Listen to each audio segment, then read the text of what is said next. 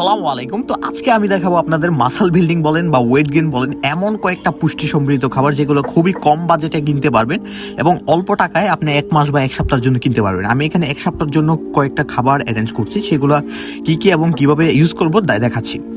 Number 1, আমি যদি আপনাদেরকে দেখাই যে প্রথমে আছে চিয়া সিড। আপনি 1 কেজি চিয়া সিড 500 টাকায় পাবেন, যেটা আপনার পুরো 2 মাস চলে যাবে। তো আপনার ডেইলি বেসিসে খুবই অল্প টাকা লাগে, 10 থেকে 15 টাকার মতো হয়তো খরচ হবে। এরপরে কাঠবাদাম, আপনি 1 কেজি কাঠবাদাম কিনলে আপনার অন্তত 2 মাস চলে যাবে মিনিমাম। তো কাঠবাদাম বেশি পরিমাণ লাগে না, কারণ 10 থেকে 15টা যথেষ্ট। এরপরে যদি বলেন আপনি চীনাবাদাম, আপনি 1 কেজি চীনাবাদাম কিনতে পারবেন 180 থেকে 160 টাকা বা 150 টাকার মধ্যে। আর 2 কেজি চীনাবাদামে আপনার 1 মাস ইজিলি চলে যাবে। এরপরে হচ্ছে আমি খেজুর, যেটা শুকনো খেজুর নিছি, কারণ শুকনা খেজুর কেজিতে বেশি নেয় এবং দামে খুবই সস্তা, এবং শুকনা খেজুরে কোনো ভেজাল থাকে না সাধারণত।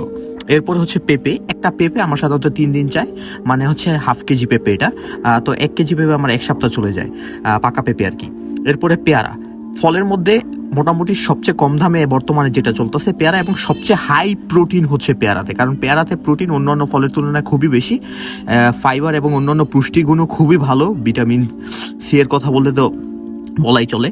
এখন এই খাবারগুলো দিয়ে, প্রথমে যে ড্রাই ফ্রুটগুলো দেখতেছেন সবগুলো দিয়ে আমি একটা প্রোটিন বার তৈরি করি, যেটা সাধারণত আমি যখন এমটি থাকি বা বাইরে ঘোরাফেরা করি তখন আমি এটা খেতে পারি। কিভাবে প্রোটিন বারটা তৈরি করবেন তার একটা ভিডিও আমি দিয়ে দিব।